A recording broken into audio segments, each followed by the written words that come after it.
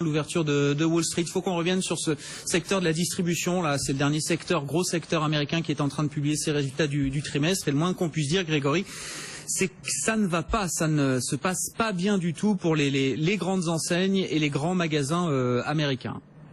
Oui, et je dirais que le problème, c'est pas la consommation se tient, mais les consommateurs ne vont plus dans les grands magasins aux États-Unis. Et quelle que soit la chaîne de grands magasins, c'est des baisses de fréquentation absolument incroyables.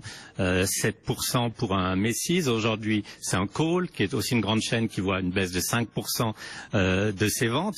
Je dirais qu'il faut faire très attention parce que c'est un secteur qui est en train d'exploser complètement, en fait.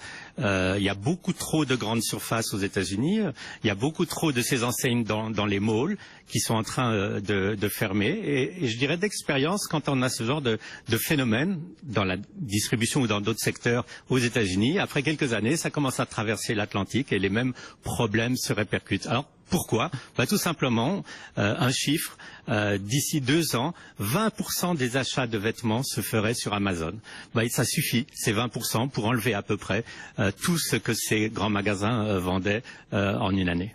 Effectivement, un phénomène à surveiller. Voilà, c'est une mutation complète là qui est en train de vivre ce secteur, avec évidemment la concurrence d'Internet. Elle n'est pas nouvelle, mais vraiment, elle est en train de leur prendre d'importantes parts de marché aujourd'hui. Et puis, autre secteur en difficulté, on peut en dire avec nous avant l'ouverture. Quelques mots encore pour compléter le tour d'horizon de l'actualité aujourd'hui, Aurélie, et l'Assemblée générale d'EDF. EDF qui suscite beaucoup de questions. L'entreprise est-elle en danger financièrement? A-t-elle vraiment intérêt à se lancer dans ce gros chantier d'EPR en Grande-Bretagne? Oui, nous disait ce matin Jean-Bernard Lévy, le président du groupe, était avec Stéphane Soumier sur BFM Business. Hinkley Point, ce qu'il s'agit de faire aujourd'hui, c'est de lancer un projet dont la construction, le chantier, l'érection du bâtiment nucléaire sur le chantier d'Hinkley Point sera en 2019, quand justement on aura tiré toutes les leçons de Flamanville. Il y a des doutes sur la performance de chantier. Sommes-nous capables à nouveau de maîtriser des délais de gestion de chantier? Eh bien, je vous dis, Hinkley Point aujourd'hui est un dossier qui est mûr.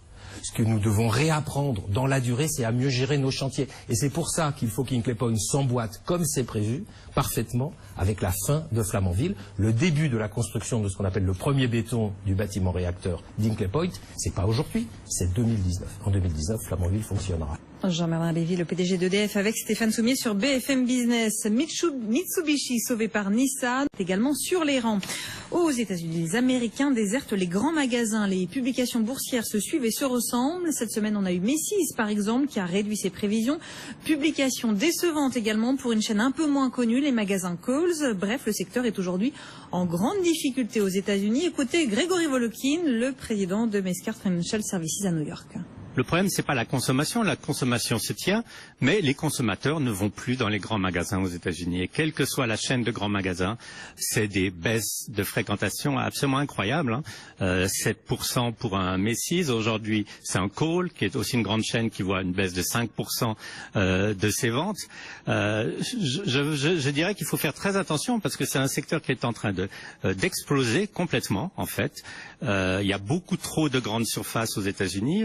Il y a beaucoup trop de ces enseignes dans les malls qui sont en train de fermer. Et je dirais d'expérience, quand on a ce genre de phénomène dans la distribution ou dans d'autres secteurs aux États-Unis, après quelques années, ça commence à traverser l'Atlantique et les mêmes problèmes se répercutent. Alors, pourquoi? Tout simplement, un chiffre, d'ici 2 ans, 20% des achats de vêtements se feraient sur Amazon. Ça suffit, ces 20%, pour enlever à peu près tout ce que ces grands magasins vendaient en une année. Voilà, Grégory Volokin tout à l'heure sur BFM Business. Et puis notez aussi que Canal+ conserve les droits